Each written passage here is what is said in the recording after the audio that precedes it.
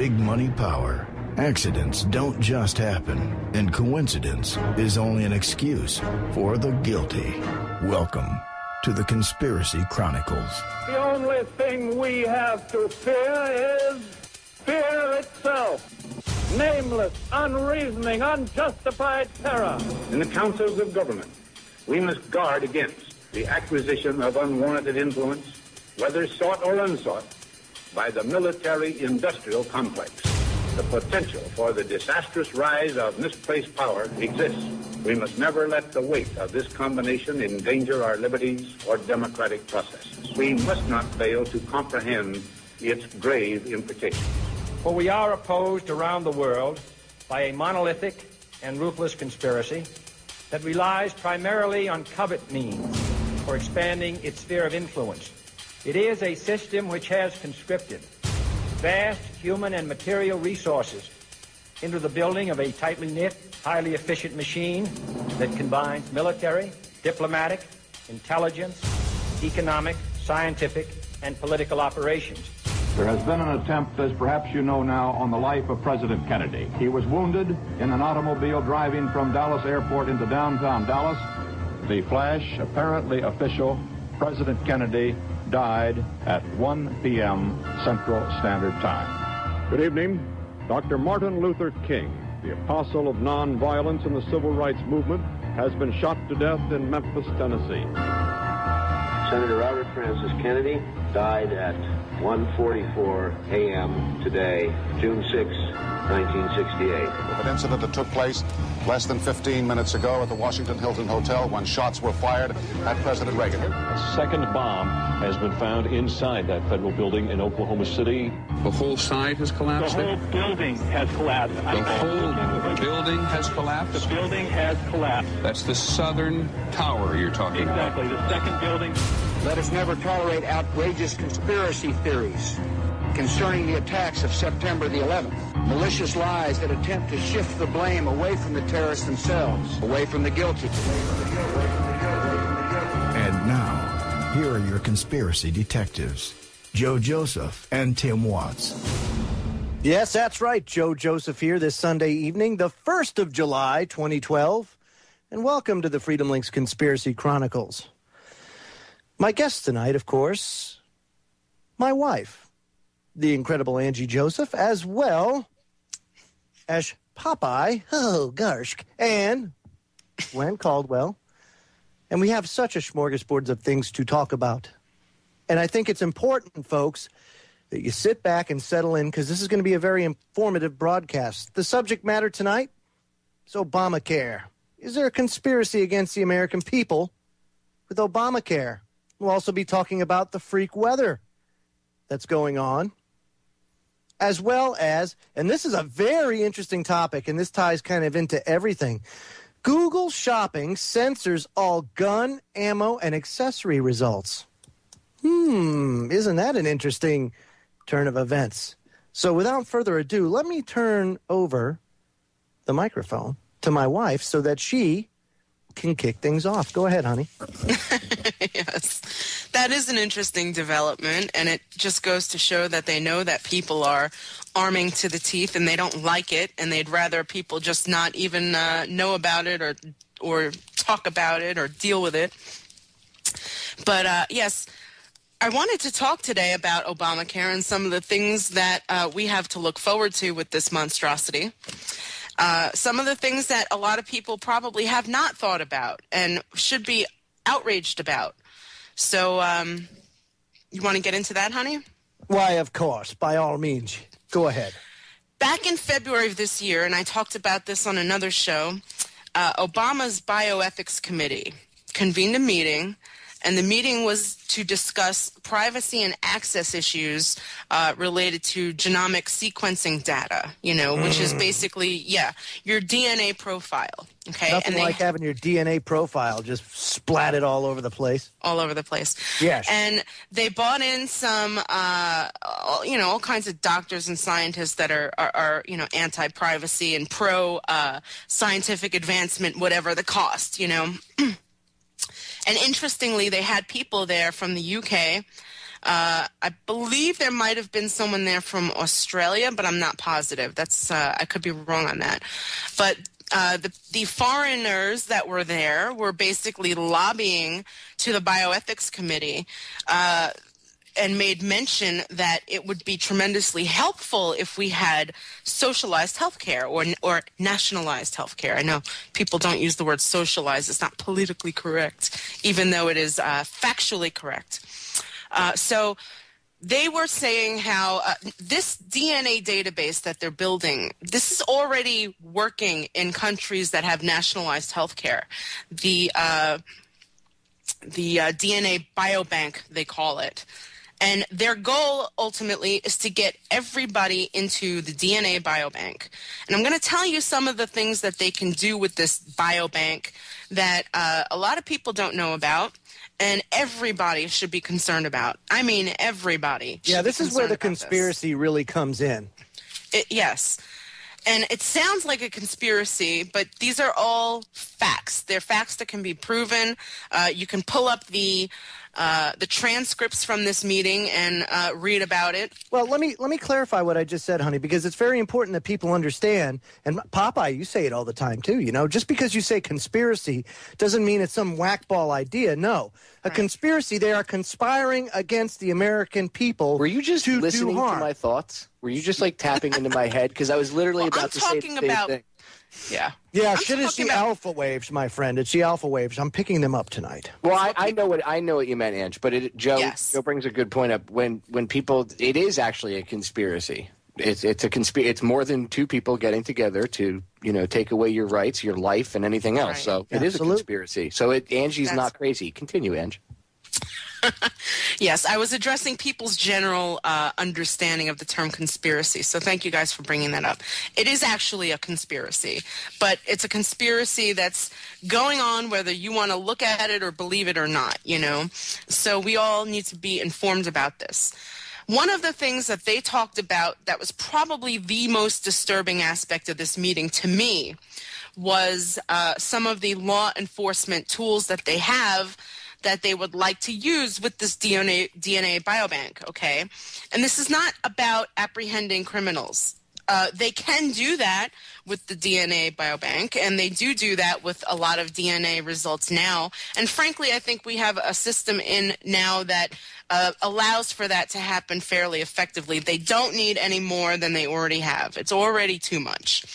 So the reasons why we should be concerned about who has our genetic sequence is because as long as somebody has your genetic sequence, and, they alluded to this during the meeting as if, one of the people there that was just atrocious, in my opinion, when it comes to privacy. This woman was just like, what are we all afraid of? We're going to find out that we all have genetic problems and we're all lemons, and then so what?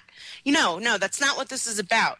When people have your genetic information, they can do things that can target you or people like you, anybody with certain descents, bloodlines, Mediterranean blood, African blood, Asian blood. It doesn't matter. They can target certain people for bioweapons, diseases, death, all kinds of things that they have the power to do that they don't like to talk about that we know that they can do. So we don't want... They can clone Alex Jones, too. Oh, my God. Kind of like Saddam Hussein has... I couldn't help myself. Oh, my God.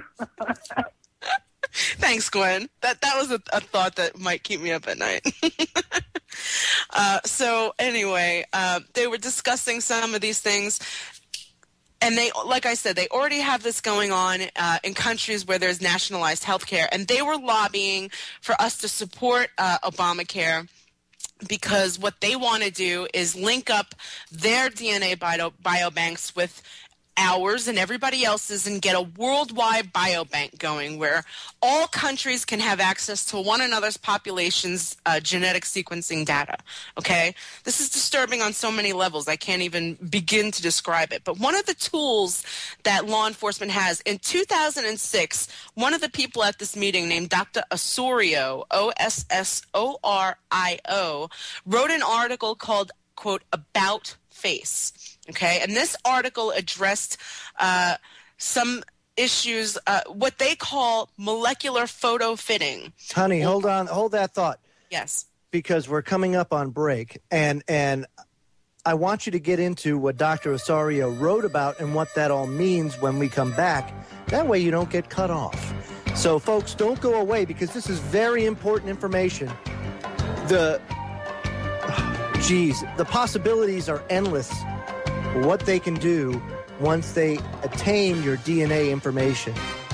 So don't go away. We'll be right back. This is the Freedom Links Conspiracy Chronicles here on the Orion Talk Radio Network. We'll be right back. Folks, the email address is thefreedomlink@centurylink.net, thefreedomlink@centurylink.net. Of course, my co-host, Glenn Caldwell here, along with my special guests, the incredible Popeye from federaljack.com and Down the Rabbit Hole, and my lovely wife.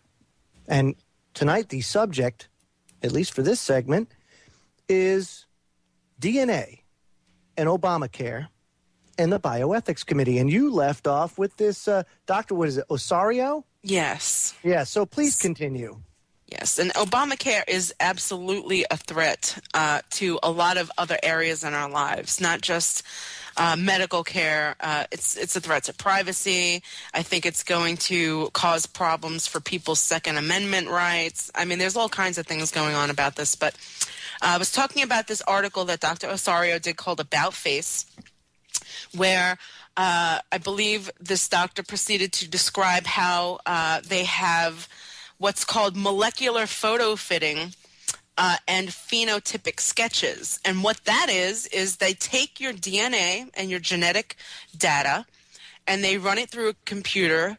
The genetic data gives them all kinds of information about your race, your eye color, hair texture, tooth structure, facial bone structure, you name it. And from all of that information, they are able to come up with a composite sketch, or they're able to match you. If they know your identity, they're able to match you up with all kinds of biometric and facial recognition information that they have.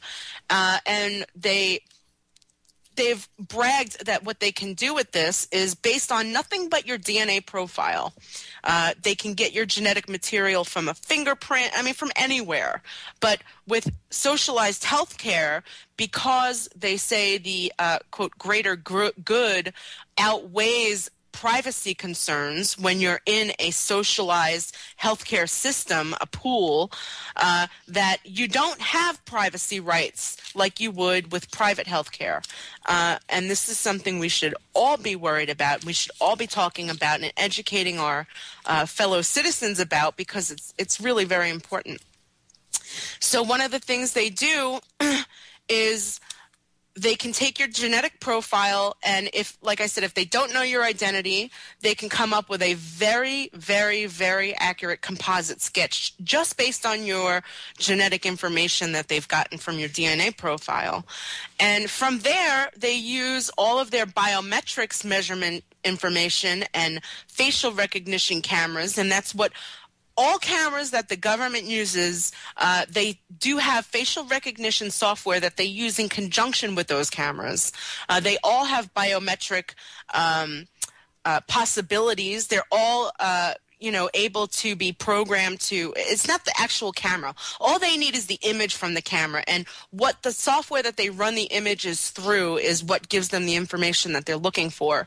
So, say now they use an example like, if somebody had committed a crime and they were trying to catch the perpetrator, what they could do is come up with a composite sketch based on DNA left at a crime scene, and then with all of their cameras dispersed all over the country, everywhere, if you happen to pop up someplace where one of their cameras is and it matches your face up with their facial recognition software, it can then flag the government and let them know that you are the person that's in these molecular photo fitting or phenotypic sketches.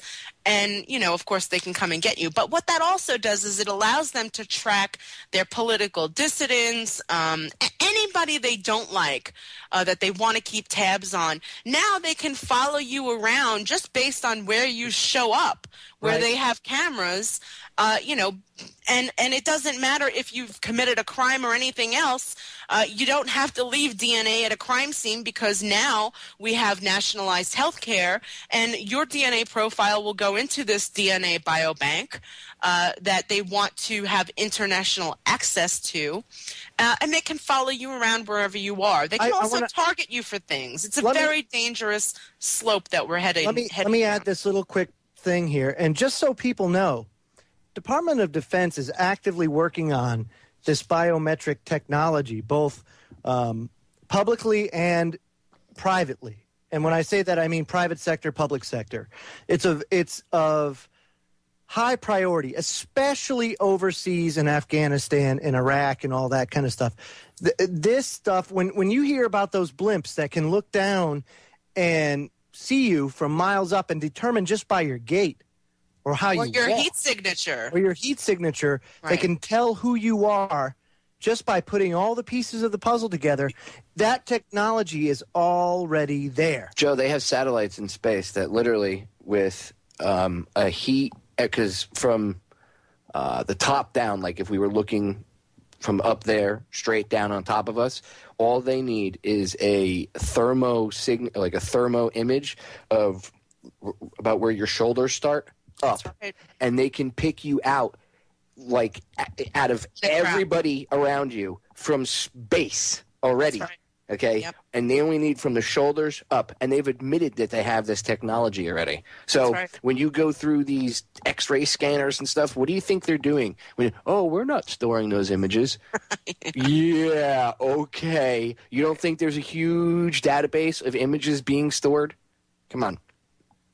It is. It's all about biometrics, and you don't have to consent to participate. They're taking this information whether you want them to or not, whether you consent or not. They're taking it anyway. And right now, they, because there are still some mild privacy safeguards in place, they're having to, work around privacy issues and do things like compare phenotypic sketches to Facebook pictures and whatnot. But if they have a phenotypic sketch based on your DNA genetic information, and they can run that through facial recognition software and image libraries like on Facebook, they can tell for sure who you are. As long as they have your genomic information, they can run that through image libraries and pick you out. They know who you are. Your DNA information gives the precise details about measurements, the width of your cheekbones, the distance between your nose and your lips, and, everything. You name it, it's in your genetic material. So this is really, really a big concern, and it's not about stupid bull crap that they talk about. What is it that we're all afraid of? Nobody should have this information about us. This is our most private information. We don't want people having this information. It's very, very dangerous in dangerous hands. That's right. Absolutely. One thing that I'm going to address in the next segment, I'm going to bring up a fabulous article that was on LouRockwell.com by Jeff Thomas, and it's called Ignoring the Obvious, and it goes over some of the reasons why we've seen the reaction or the lack thereof, that we've about Obamacare, about this DNA database, about all of the other legislation that's been passed in this country that attempts to take away they say it takes away your rights. You give your rights away. And we're also going to talk about the formation of a new SuperPAC and just how easy it is to start, and our idea on how to start it and what we're going to do, and engage the interest, how much interest there is in it, and go from there. So, again, there's so much to talk about tonight, and our panel of experts here, our crack panel of experts, not on crack, but crack. That's right. They're here, and they're going to sound off about all of these issues. And heck, you know what? Maybe second hour, I may even take a phone call or two. I know. Everybody, stay seated. I know, it's crazy. Gird your loins. Oh, my goodness. So, don't go away. We'll be right back in 3 minutes. Welcome back, folks. Believe it or not, we have a source that we're going to call right now to give you a little information about this technology and give you a little insight into the fact that it does actually exist. So why don't we sit tight? Popeye, can you ring him up? Yeah, I'm bringing him in. Give me 1 second. Of course. Very good. That's outstanding. You guys can talk while I ring him up. It's going to take a second, of course, because Skype is arguing with me and fighting. Yeah, well, I just wanted to add real quick that what people have a hard time understanding sometimes is that, yes, they already, the big argument is that, well, they already have this information anyway, or they're already doing this, or they're already doing that. Yes, that is true. They already have a lot of this information anyway. They've been taking your baby's blood at birth for decades now, and they store it, and they have DNA information. Anybody that's ever been to the doctor and had to submit to any kind of testing for genetic diseases or anything, they have all of that. They've already got a lot of people's genetic material. The problem is they cannot use that against you in a court of law because they do not legally have permission to have that material. They don't have your consent to have that material. And right now they have to. So with this new healthcare law that's going into effect, they don't need your permission. Now that information can be used against you. It can be weaponized. All kinds of things that could not previously been done. And that's one of the things they actually talked about during this bioethics meeting. They complained about our healthcare system, and the representatives from the UK, where they're already doing this, I don't even know if the citizens over there know that they're doing it, but they certainly were talking about it with our bioethics panel, and Dr. Amy Gutman. She's a real piece of work. Yeah, Obama's appointee who, oversees, or at least she oversaw this particular meeting. I don't know if she does with all the other ones, but they're very much in favor of this, and they were complaining about our healthcare system and urging that, we want nationalized healthcare, and it would be for everybody's best interest. All right, honey. Let's hold that. I got Scott Pollock on the line. Yes. Scott, can you hear me? Hold on, he should be up in a second. Oh, thanks.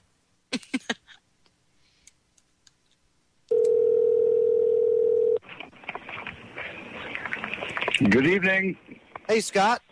Yes, that's me. This is Joe Joseph. I got you're live on the air, and we're talking about this the bioethics, the DNA database.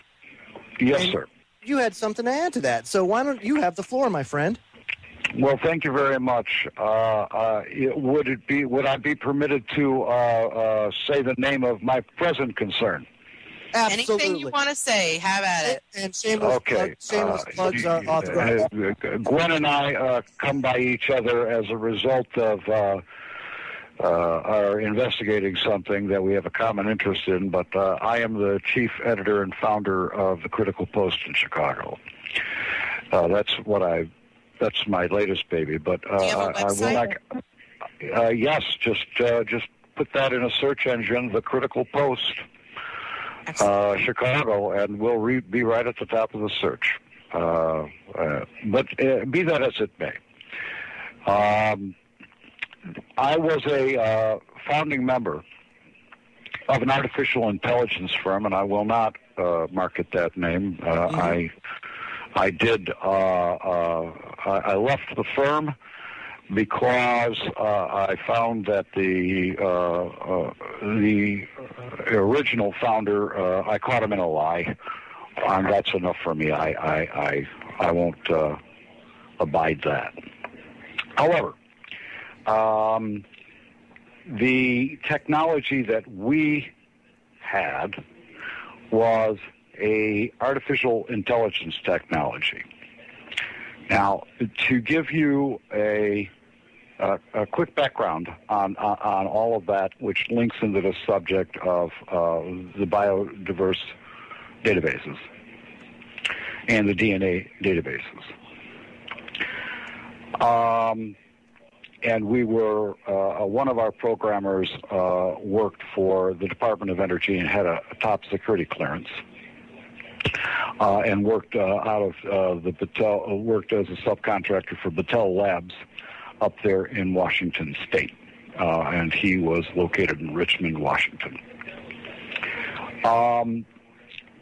Artificial intelligence can be many things. And they use artificial intelligence in many different areas of the government. As a matter of fact, it is probably one of the top technologies within the government these days, and they use these engines for various reasons. But to give you an idea and a very quick background so that people understand how this information is being used that you are speaking about. A Google search engine is an artificial intelligence engine.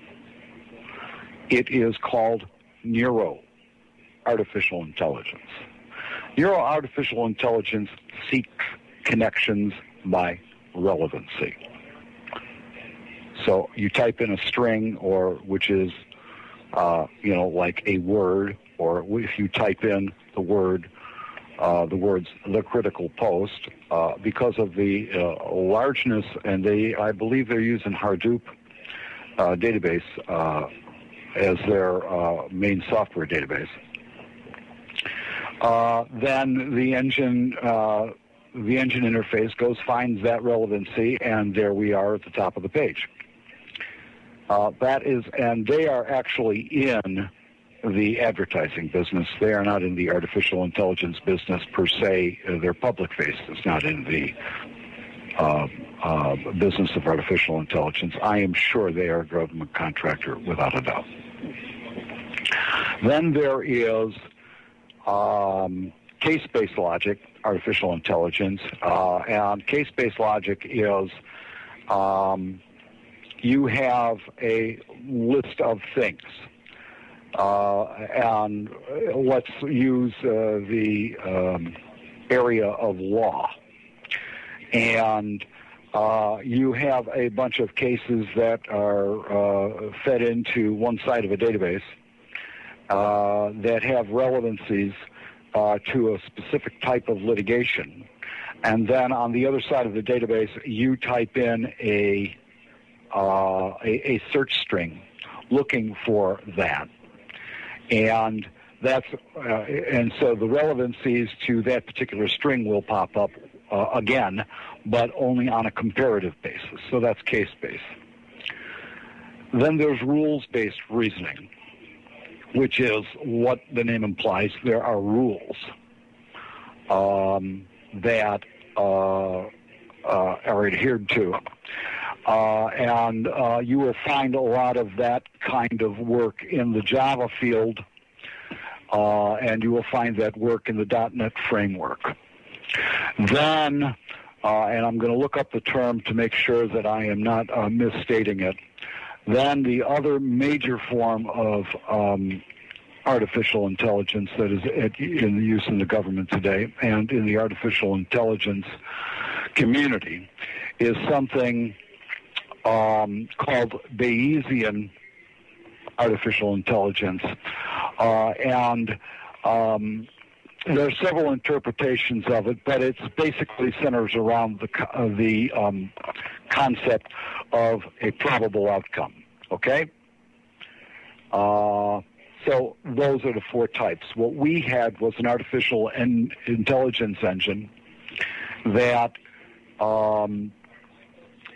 combined all of those types of artificial intelligence capabilities, and we shrunk it down to a Java engine that would fit on a chip about half the size of your baby fingernail, so that it could be used in cell phones, devices of this manner. Now, in terms of which everybody, by the way, thought was impossible to do. And the father of that technology was a man that worked for IBM and Blue Cross and Blue Shield. His name is Mr. Paul Tedesco. So what you are talking about and what's going on in the government these days with these things, I would caution you, because these systems, and we were exposed to this. Scott, Scott, do me a favor. Just hold that thought, and we'll come back to that thought when we get back from break. Folks, don't go away. We're coming right back in 3 minutes, and we'll continue with Scott Pollock. Don't go away.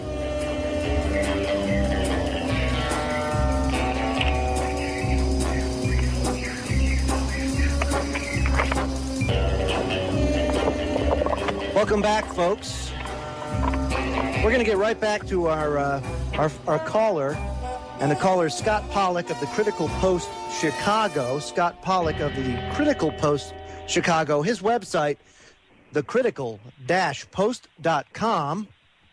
If you go there, /blog. And if you go there, you'll find a smorgasbord of information.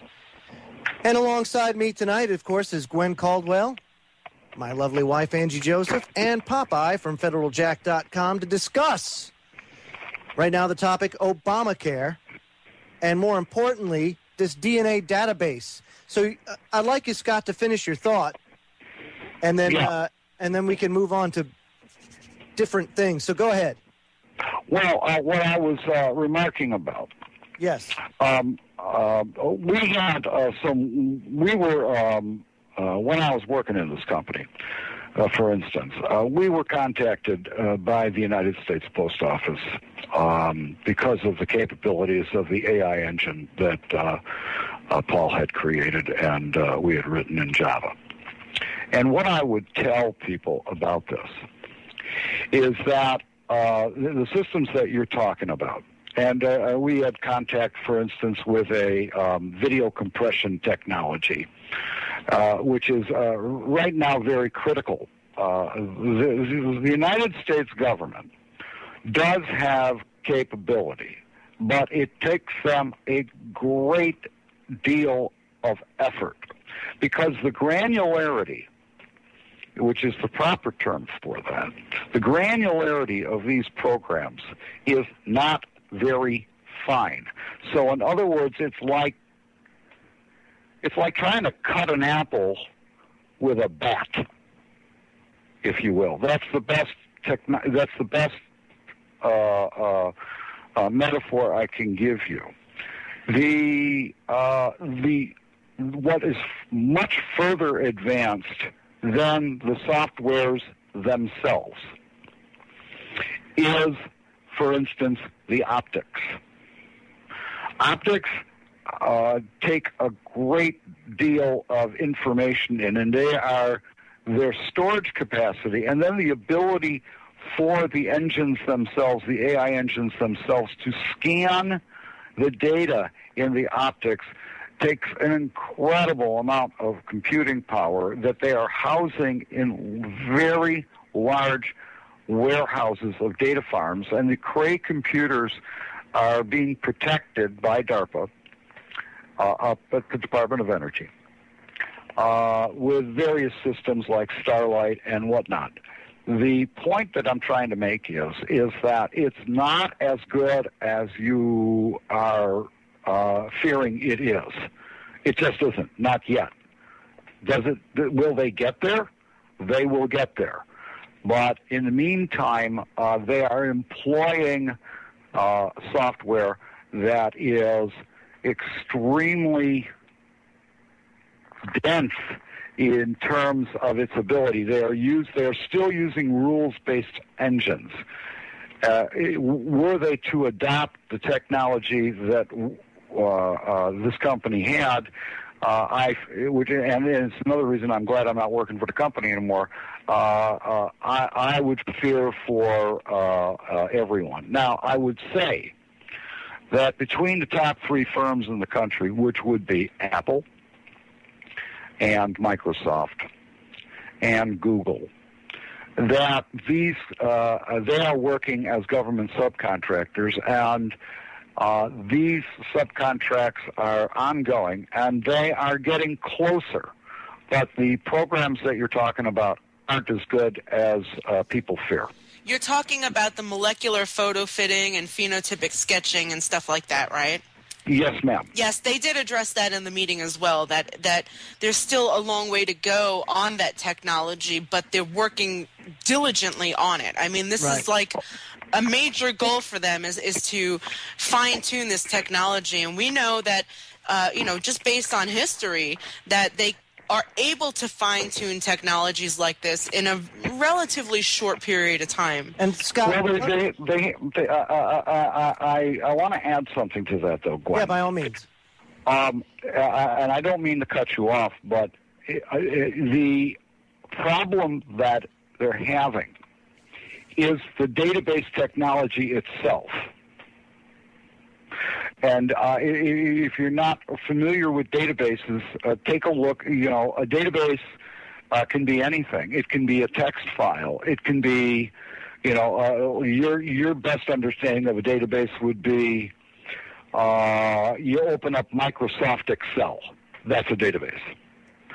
So the problem is, and they have not adopted enough technology, and this is where they're running into the problem, is the address capability of the data. Every piece of data has to have an address point.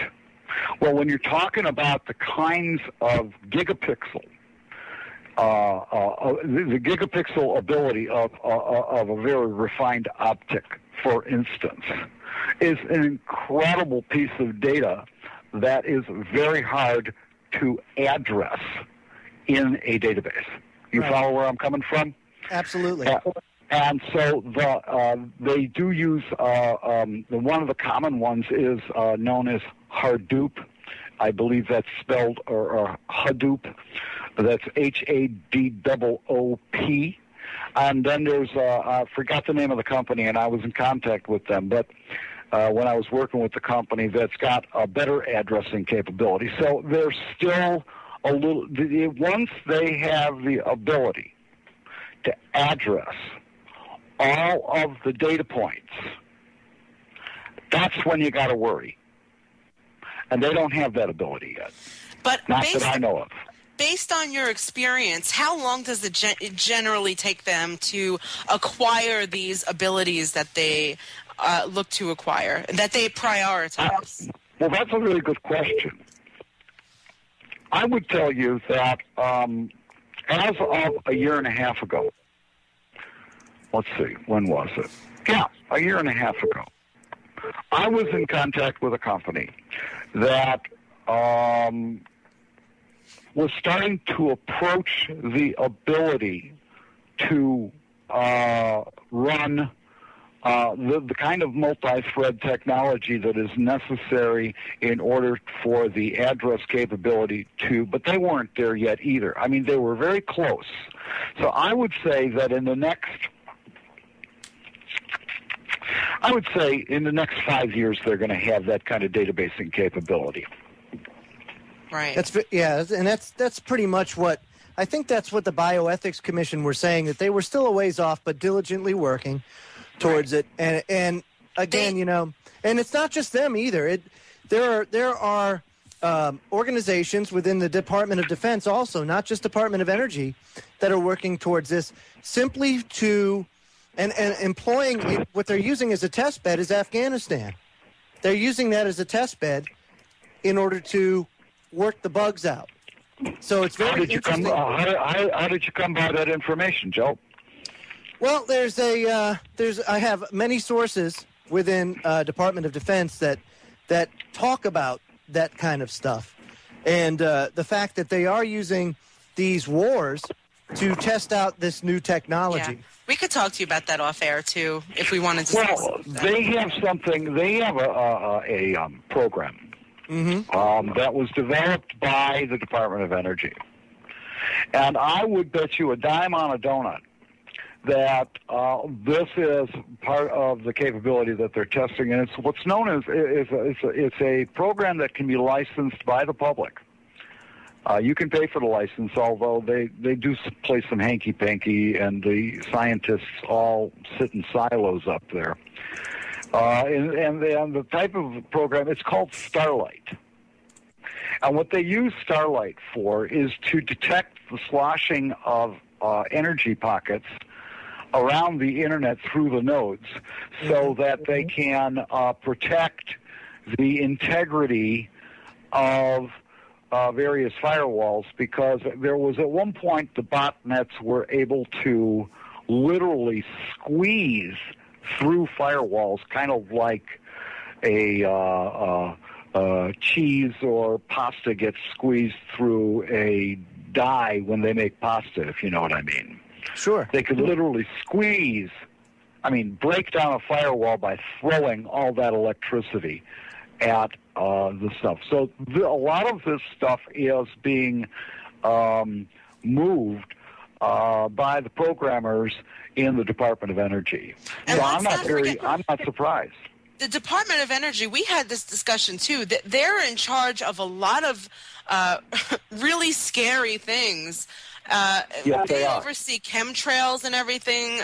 All kinds of stuff. But they also are the I guess, working arm of the Department of Defense for things that you wouldn't even imagine, like quantum communications and all kinds of stuff like that. Well, yes, you're right, Gwen. The DARPA is the Defense Advanced Research Projects, and I forget what the A stands for at the end of that. Scott, I don't mean to cut you off, but we're coming up to the end of the hour, so I'd like to thank you for your call and calling in. And folks, don't forget Scott's website, thecritical-post.com/blog, and or just search The Critical Post Chicago. We're right at the top of the stage. Very good. And, yep, search that. Folks, we'll be right back. Hour number 1 is done. Hour number 2 is on the way. And when we come back, I'm going to hit this Lou Rockwell article, as well as talk about some of the wacky weather and talk about SuperPACs. All that and more when we come back. Next hour. Don't. Otherwise sane individual becomes so enamored of a fantasy, an imposter, that even after it's exposed in the bright light of day, he still clings to it. Indeed, clings to it all the harder. No amount of logic can shatter a faith consciously based on a lie. Now, Lamar Keene was a scam artist who posed as a psychic describing why it was so easy to fleece people. The article says, Homo sapiens are a creature of habit. Most people have a strong desire to do what they can to create a life and a lifestyle that is comfortable for them. Once this is done, we curl up and settle in. We then may add the occasional improvement to the situation, but otherwise, we prefer then to be left alone to maintain what we've created. It should not, therefore, be surprising if, when that comfy situation is threatened, we wish the threat would simply go away. Similarly, it is understandable if, when that threat begins to grow, we may simply pull the covers over our heads and pretend the threat either does not exist or is far more benign than it appears. Hence, it is a perennial condition of human nature to behave as described by Lamar Keene. When we discover that the government that we have been brought up to believe exists for our own protection has become no less than the greatest threat to our well-being. Consider the following events with regards to the United States. The Patriot Act, passed in 2001 and extended in 2011 with additional controls, expands law enforcement powers and removes civil liberties and constitutionally guaranteed rights. How about the National Defense Authorization Act, passed 31 December 2011, that allows the indefinite imprisonment by the military of any suspects, including American citizens on American soil, without allowing due process of law. Then we have the MAP 21 bill, which allows the Internal Revenue Service to suspend the passport rights of Americans based on the premise that their tax obligations may be unfulfilled. You also have the National Defense Resources Preparedness Order, created in March 2012, allows the president to take control of all food, water, labor, and industry in the U.S. to promote national defense. We have 30,000 drones to fly over the U.S. That was allowed by executive order on February 2012, providing the government with an Orwellian surveillance ability and killing capability ranged from selected individuals to entire communities. How about FEMA camps? To be constructed in every state with 3 to 15 in each state for an undisclosed purpose. And finally, 2 other things. Disposable coffins. You find those all over the country. and 450 million rounds of hollow point bullets ordered by the DHS to be used domestically. The DHS is not responsible for addressing national invasions or overseas wars. It exists solely for the control of internal disorder. Hollow point bullets are not intended for sharpshooting. They are designed specifically to maximize tissue damage. The above are all occurrences, or actual occurrences. The reason for them can be debated. After all, the DHS may well have ordered 450 million rounds of hollow point bullets because they were thinking of doing a bit of target practice. And the disposable coffins? Well, they may be intended to be given out as grow boxes on the next Earth Day. In fact, each of the above conceivably could have been a product of well-meaning legislators planning for what they conceived as, quote, a better tomorrow. The trouble is, taken together, it is difficult to imagine that this may be the case. Indeed, taken together, they suggest the creation of a police state that rivals what Joe Stalin or Brother Adolf created. Circa 1885, folk philosopher James Whitcomb Riley said, quote, when I see a bird that walks like a duck and swims like a duck and quacks like a duck, I call that bird a duck. At some point, we observe a government that consistently institutes executive orders and legislation that walks like a duck and swims like a duck and quacks like a duck. It behooves us to conclude that it is, in fact, a duck. It is possible that we may be proven incorrect. Yes, absolutely so. However, when the overwhelming evidence points to the unpleasant realization that our comfy lives is soon to end, we may be wise to take preparatory action. Just how many ducks does it take before we decide there are enough to call them a flock? If such a flock represents a significant and uncontrollable danger to us, we would be advised to get out of the way. In such cases, it is infinitely wiser to err on the side of caution. Not long ago, I overheard a discussion between an American businessman and an associate from my own country. The American was describing the seemingly endless array of draconian laws and executive orders that have been coming his way, courtesy of his government in recent years. And his associate said, I have only one question. Why aren't you packing now? Gwen, what's your thoughts on that? Oh, Joe, we don't have enough time in this show for me to share my thoughts on that. I'm sorry. You are quite vocal when it comes to the inaction and the lethargy of the American public. So I really want you to kind of expand on that and talk about it, because you do make some great points when you talk about that. Well, I think the thing that I just see in general is that people have this mindset somewhere inside of them. They think that the government wouldn't do that. They wouldn't do that to them. The government's here to protect us. They're here to help us. And more and more, as this encroachment on our lives, our personal lives, and it's not even just our personal lives, it's our business lives, the demands that they make on us, what you have to provide for insurance, what you have to provide for unemployment, blah, blah, blah, blah, blah, all the red tape. I mean, now we have international codes that are being forced on in America for businesses and in communities. They're adopting that under Agenda 21, and people are still like, knock, knock, the lights are on, but no one's home. Hello, Puddinhead.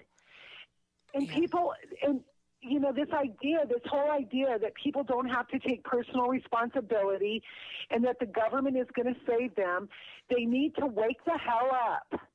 Wake up. Honey, you guys, this is little tidbit, little side story here. My wife called Alex Jones tonight and, waited an hour on the phone to make a specific point, only to come say one sentence, get cut off, and get hung up on. So why don't, you were talking about, first of all, you were talking about this idea for a T-shirt or bumper sticker. Why don't you go ahead and tell people about that? Because that kind of plays into what I was reading about tonight, about how a way that we can go ahead and fight this in a way that maybe people will understand. Go ahead. Okay, well, everybody know. I see Road Dog's comment in the chat room. I agree with you, Road Dog. The only reason why I try to call in and bring up issues with Jones sometimes is just because he's got such a huge audience. Yeah, it's a quick way to get information circulating out there. But everybody knows the T-shirt or the bumper stickers with the picture of the rifle and it says, "Come and take it," right? Well, I think there should be one with a picture of a rifle that says, "Because my rights are not up for a vote." People seem to be confused about the Second Amendment. We have politicians all the time talking about, wanting to respect people's, right to hunt and hobby shoot. Look, the Second Amendment's not about hunting. It's not about hobby shooting. It's not about collecting weapons. No, it's to protect you and your family from a tyrannical government that would seek to take away your rights. We have guns because our rights are not up for a vote, and sometimes governments need reminding of that. So yes, that's my T-shirt idea. No, but you know something? You're absolutely right. Let me go out and say this as we got about 30 seconds till we have to go to break. You can't legislate rights away. These politicians can't legislate rights away. You have to physically and mentally give them away. You have to do that. And the way you do it is by being silent. When you're silent, when you don't show that you disagree, either by saying, "I will not consent, I will not obey," then you consent. It's that simple. If you sit idly by, you are acknowledging that is legit, and it's not legit. So just by being silent and sitting on your hands, you have let this happen. You have given your rights away. Folks, when we come back, we're going to talk about super PACs and this idea of perhaps starting our own. So don't go away. We'll be right back. Well, Gwen's friend mentioned on that phone call the Department of Energy. And if people don't remember, when this Bioethics Commission meeting took place, shortly thereafter, we did a podcast that addressed this specifically. I think we did a show about it, too. And I wrote an article about it that was posted up at Federal Jack. It was posted at the Intel Hub. I think some other people picked it up, but he mentioned the Department of Energy, and everybody should know, and those who don't know need to write it down so you don't forget about it, that the Department of Energy is the agency that oversees the Human Genome Project.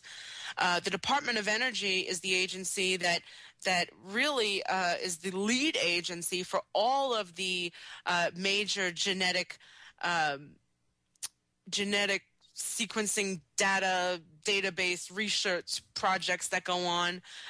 They oversee all of that. And that was such a distressing revelation for me, that the Department of Energy, the whole point of all this is, how do we keep this kind of highly sensitive information out of the hands of the government, particularly the military? You don't want the military using this kind of information against people, and it's very easy for them to do that. They've proven that many times before in the past. But the reason why I was so concerned about this when this meeting happened, even before the Supreme Court shoved Obamacare down all of our throats, was that, this would eventually lead to a place where the military would start using people's genetic information in weapons development, all kinds of stuff like that.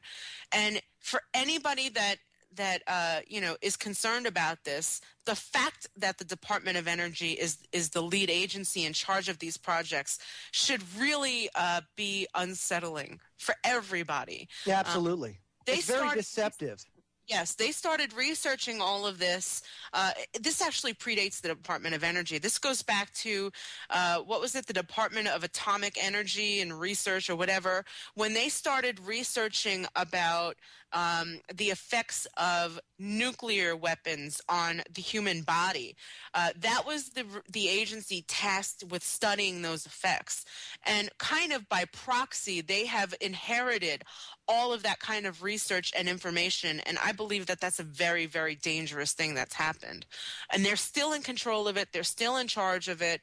They're still they're the ones that develop some of the really awful weapons that are out there, the hypersonic weapons, the radiation weapons, that, you know, those microwave weapons that they superheat your skin with, what they call crowd control, all that kind of stuff. Those are all, we can thank the Department of Energy for leading those projects.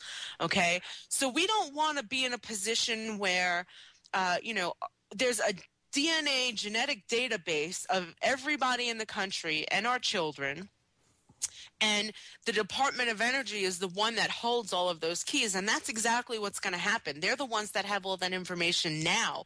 They're the go-to guys when scientists want to do research and get some of the information they have. They're the ones that work with scientific organizations and schools. They're the ones that commission the private organizations and the educational organizations to study projects related to the human genome.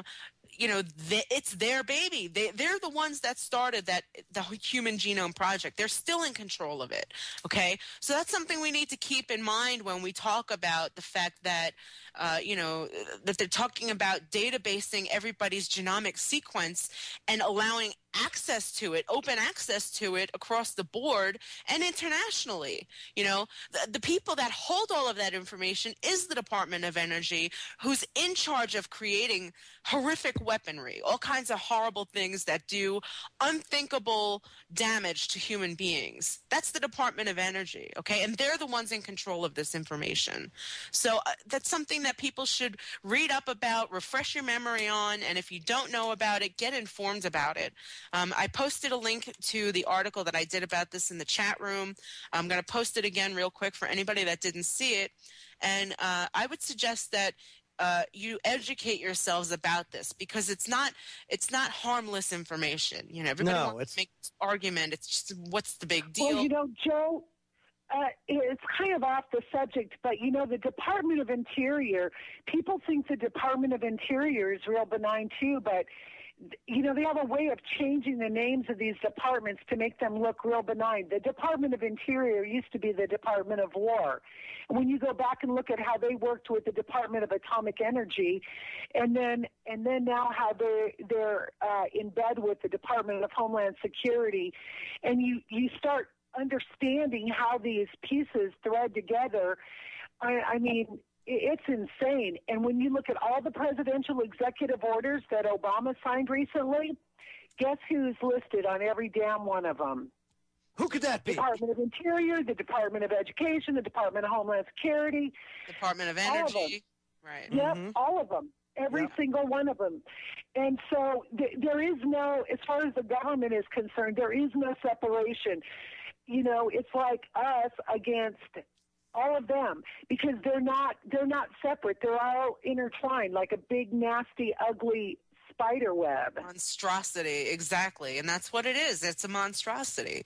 You know, I mean, the link I posted in the chat room will take you to the article, and there's also a link at the top of the article where you can listen to the audio that we did. We did a podcast specifically addressing this issue, specifically addressing the meeting that the Bioethics Commission had about this genomic sequencing data. And by the way, something else that they addressed in that meeting it wasn't just about genomic sequencing data.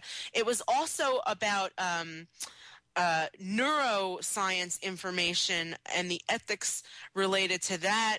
Neuroscience and related ethical issues was how they actually advertised it. But what they were talking about in that portion of this meeting was everything related to mind reading and lie detection and all of that kind of stuff. You know, this to them, this is all wrapped up in one big package. When they're talking about genomic sequencing and they're talking about, you know, people's DNA information, they're also delving into the realm of, you know, reading your mind, trying to fine-tune technologies that allow them to do that, you know, all of that kind of crap. It's all wrapped up in one big, despicable, apostate ball of crud.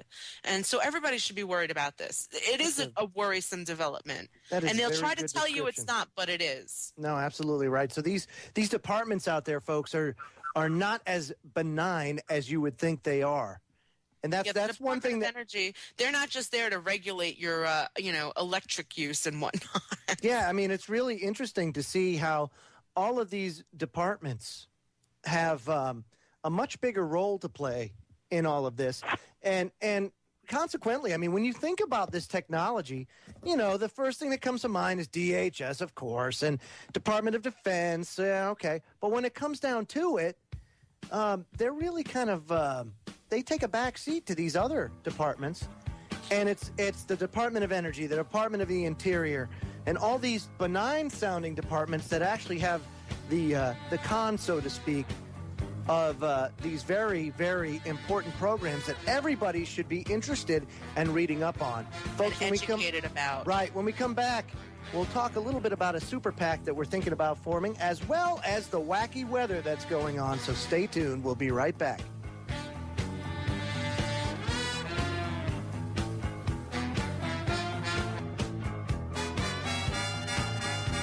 Folks, don't forget, immediately following the Freedom Link here on the Orion Talk Radio Network is the Information Nation with Ken Hildebrand.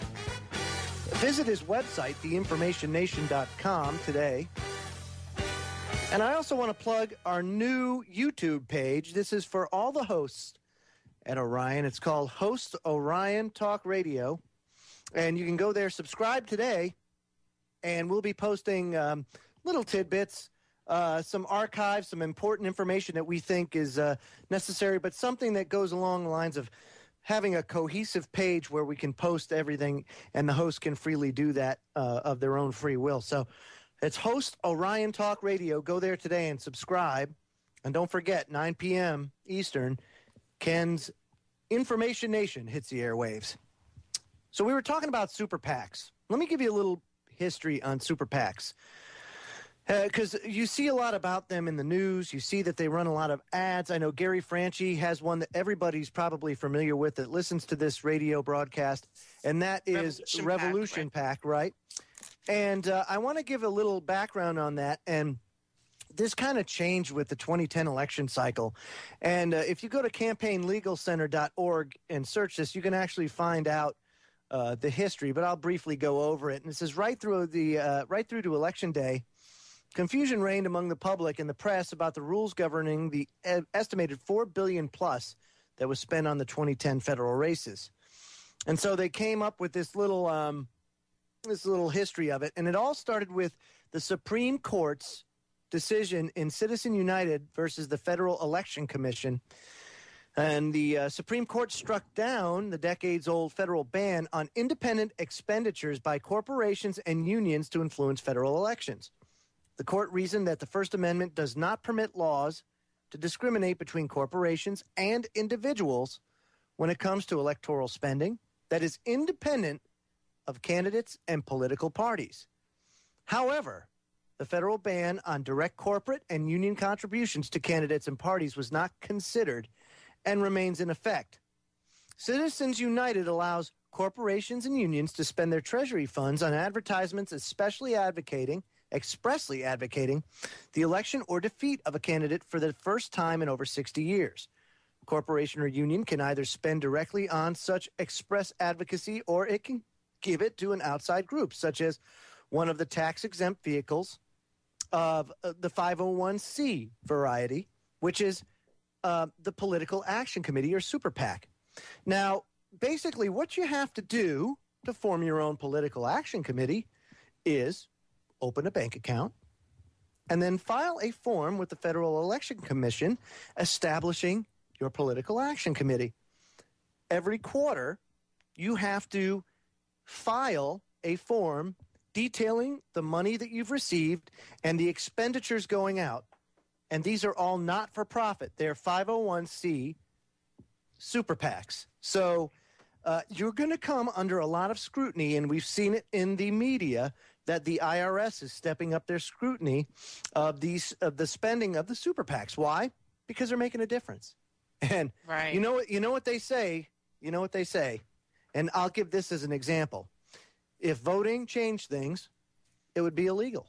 That's right. And so it's only going to be a matter of time before they change this. Don't think.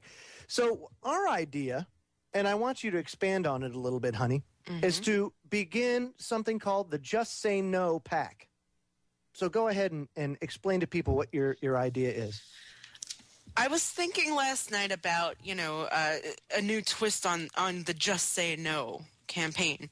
And I think that it would be great if there was a SuperPAC or some sort of an organization that we could pull together that would aim to raise money, lots and lots of money, to get regular commercials or even billboard advertisements, both ideally, but particularly commercials that air on regular television where, all of the mindless sheeple are watching TV, not paying attention to anything else that's going on in the world.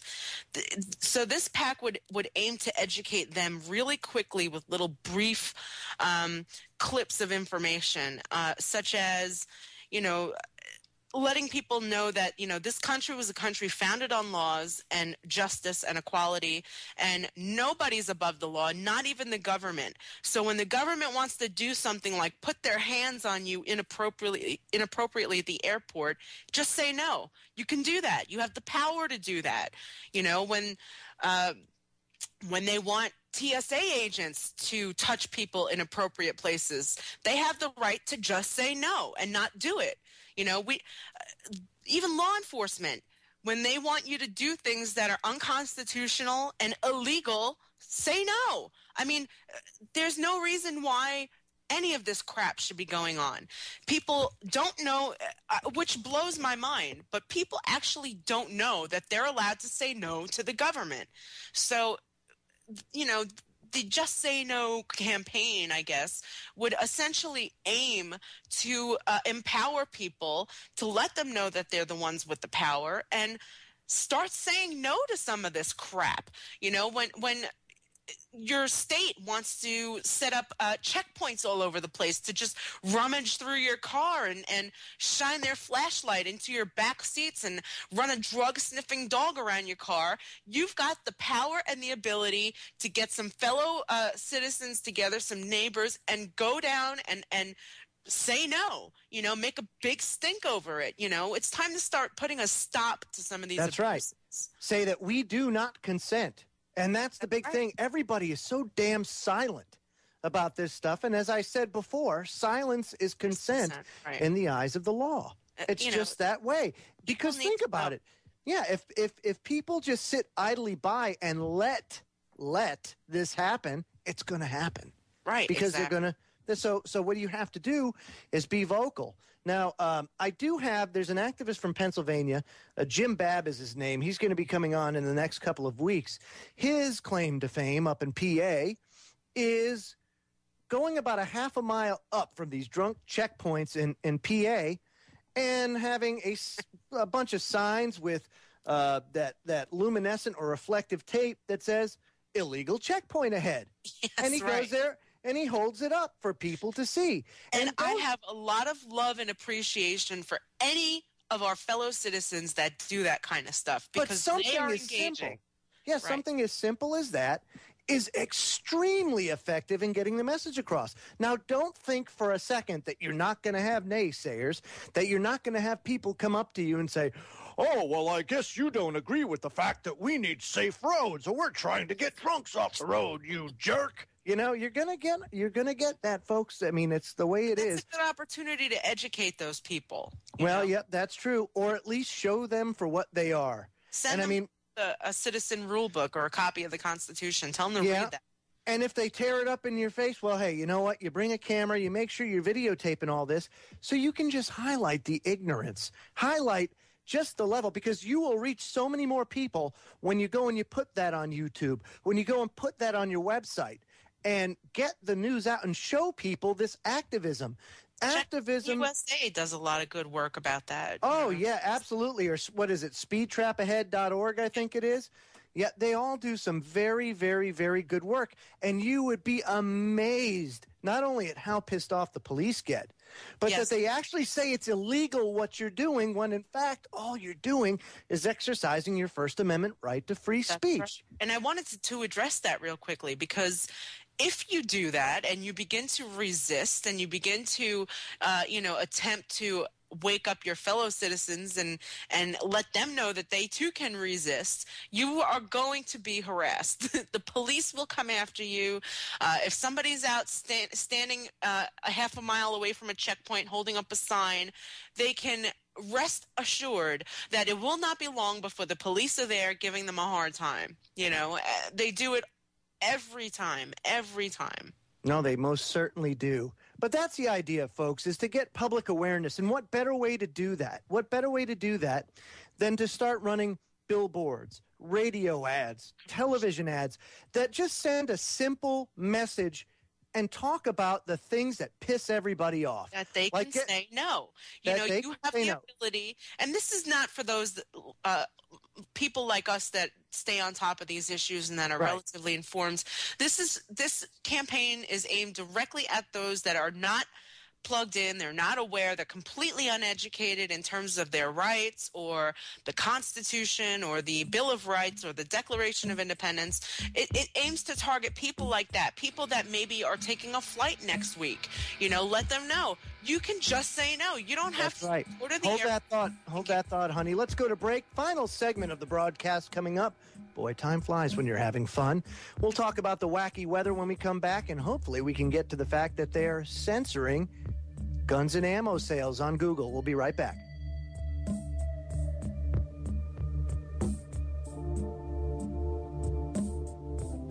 On this summer, heck, by the looks of it, it seems like there isn't a state that hasn't been affected by this ginormous heat wave that has totally engulfed this nation. And AP's reporting, and I have personal experience here, eastern U.S. storms kill 13, cut power to millions.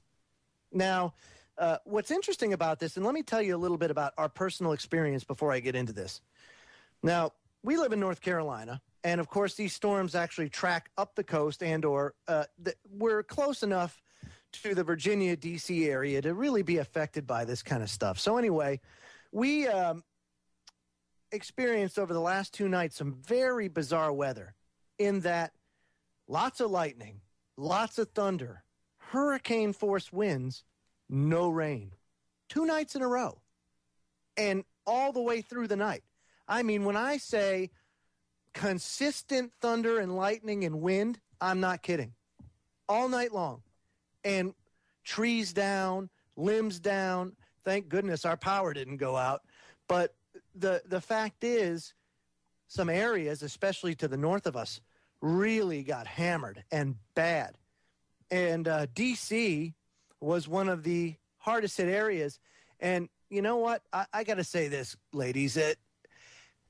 Could it be an omen or something like that? Here you have corruption and just downright evil in D.C., with Holder doing his crap. God knows what they're doing behind the scenes. We could spend a month of shows talking about all that kind of stuff. Yeah. And then this recent Obamacare thing, and then all of a sudden, bam, they get, direct hit. 13 dead, and they're saying it could take a week, maybe more, to restore power to D.C. with all the damage. What about the people in the Midwest with no power and temperatures of like 118 degrees? That's going on. Kansas City had Death Valley temperatures. Gwen, you've experienced too in South Dakota, haven't you? Wasn't it 118 just recently by you, Gwen? 111. That's it. Unprecedented. I've lived here, I think, 15 years, and it's never. We're lucky if it gets above 100 for a day or two during the summer, and we would never see that high of weather until late July, early to late August. Yeah, it's amazing. We don't. Yeah, and just like now, I'm watching the weather radar because we're expecting 70 mile an hour. It's 98 degrees. We're expecting, or 91 degrees. We're expecting 70 mile an hour winds with ping pong size hail. Mm-hmm. Says power officials said the outages wouldn't be repaired for several days to a week, likening the damage to a serious hurricane. Emergencies were declared in Maryland, West Virginia, Ohio, the District of Columbia, in Virginia, where Governor Bob McDonnell said the state had its largest non-hurricane outage in history as more storms threatened. And in West Virginia, 232 Amtrak passengers were stranded Friday night on a train that was blocked on both sides by trees that fell on the track, spending about 20 hours at a rural station before buses picked them up. I mean, when I talk about this is an extremely bizarre storm, so much so that they gave it a special name. And what's even more bizarre is the cloud formations. And I'm going to try and download these and post them somewhere. I don't know, but I took some pretty interesting pictures. We'll put them on Federal Jack. There's some pretty interesting cloud formations and ripply clouds that are very reminiscent of. They're the HARP clouds. They're the clouds being zapped with HARP while they turn the atmosphere into a plasma environment all the time. That's what's going on. And by the way, we're in north or eastern North Carolina, okay, on the East Coast, and we just had marble-sized hail coming down a couple of days ago. Huge marble-sized hail, pelting everything, made a racket. And what was it, Joe? We had record-breaking temperatures. What was the real field temperature here a couple days ago? 120. I mean, for northeastern North Carolina, that's almost unheard of. We're about 70 miles from the ocean. And I will tell you this, that doesn't happen. I mean, 110, okay, 115, and humid as all can be. You know, that's just the way it is out here. You know, when you live in a swampy environment, that's what you get. You get humid. As a matter of fact, I don't know if you guys knew this, but D.C., one of the reasons why D.C. went on recess during the summer, and they didn't do this legislating year-round, was the fact that it got so doggone hot and humid in D.C. that they had to leave. It was just unbearable. And it's happening again. Now, the other thing that I want to address, too, is this. The amount of money they get paid, Joe, it shouldn't matter whether it's hot and humid. They should sweat to make their money just like the rest of us. Hey, let me throw this out at you, Gwen. Tell. Wait, what are they, Gwen? What are they? Is that? Ass Anyway. There it is, the ass hat. I want to point this little tidbit, too, make you think a little bit. Name me one senator or representative that entered the House or Senate and then left and or is still there that's not a millionaire. Go ahead. Give me one. Please, help me. That's kind of tough, isn't it? Yeah. Good luck with that, Joe. Corrupt bitches, all of them. That's what they are. But it's all about inside trading. That's right. And further, let me hit this last little tidbit, and I brought this up at the beginning of the broadcast. Google Shopping censors all gun, ammo, and accessory results. This is the firearms blog that put this out. It says Google sent out an email to Google AdWords customers saying that they are going to pull all Google Shopping results for guns, ammo, gun optics, and gun accessories. Shopping results, not general search results. And this is it right here. This is the letter. The letter. It says, "Dear merchant, we're writing to let you know about some upcoming changes to the product listing you submitted to Google. As we recently announced, we are starting to transition our shopping experience to a commercial model that builds on product listing ads. This new shopping experience is called Google Shopping. As part of this transition, we'll begin to enforce a set of new policies for Google Shopping in the coming weeks. A new list of the allowed, restricted, and prohibited products of Google Shopping is now available on our policy page. Based on a review of the products you're currently submitting, it appears that some of the content in your Merchant Center account, Hamlund Tactical, will be affected by these policy changes. In particular, we found that your products may violate the following policy. Weapons. We made this change. When we make this change, Google will disapprove all of the products identified as being in violation of these policies. We ask that you make any necessary changes to your feeds and or site to comply so that your products can continue to appear on Google Shopping." So these are the products that they say is weapons, and it gets into a whole slew of different things. Any accessories, like it said, optics, ammunition, none of that is going to be allowed now on Google Shopping. Isn't that interesting? Well, I hope Google Shopping goes bankrupt because people say no, not only no, but how no. Well, it should. It's the thing with TSA, Joe. You know, people, they keep going along with the flow. You know, if people just said, oh, no, hell no, you're not going to grope me, you're not going to run me through your machine, and they quit flying for about a week, the airlines would be raising so much hell that TSA would have their asses booted in a heartbeat. Same with this.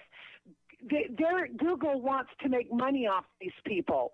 If they all got together and just said, oh, hell no, we're not going to advertise with you anymore. Right. You don't want our business the way it is, then we'll go somewhere else. They'd be changing their policy. That's right. That's right. But everybody just goes along. Same with the Patriot Act. They just went along. Culture of Same convenience. with Obamacare. They just went along. We'll just go along. Culture of convenience. Yeah. That's like what Lou Rockwell was talking about, you know? Yeah, absolutely. People get comfortable. People get comfortable, and they don't want to change it. They don't want their boat rocked. That's just the way it is. And well, so, folks, they should change it on their terms while they have the opportunity, instead of waiting until those asshats over there at the Capitol, who are making a hell of a lot more money and have a hell of a lot better benefits than they've got, decide that they're going to implement something that's not so easy to change from. That's right. Like Stop sitting back. Stop sitting back being a victim. Right, but it's as simple as saying no. It's as simple as not participating, not consenting. Just be that guy that says no. Be that woman that says no. And that's really all it takes. It's that simple. Don't make it any more difficult or complicated than it has to be. And that's the thing. I think people have overcomplicated this. It's as simple as not consenting. And if enough people do it, and you start affecting the money, you start affecting people's ability to make a profit, you will make a change. It will happen. Now, folks, we're out of time, so I'd like to thank my wife for coming on. Boy, that was awesome, as usual. And Gwen, I'll tell you what, it's nice. It's nice. I mean, as much as, you know, it's nice having that estrogen on the Freedom Link. So that's right. So we'll keep that going for sure. Next hour, folks, is Ken Hildebrand and the Information Nation. So I ask everybody to please stay tuned for an awesome broadcast. Ken has some great input, insight, and information. And we'll see you again on Tuesday at 10 p.m. Eastern Daylight Time for the next exciting episode of the Freedom Link. Until then, folks, good night and God bless. We'll see you later.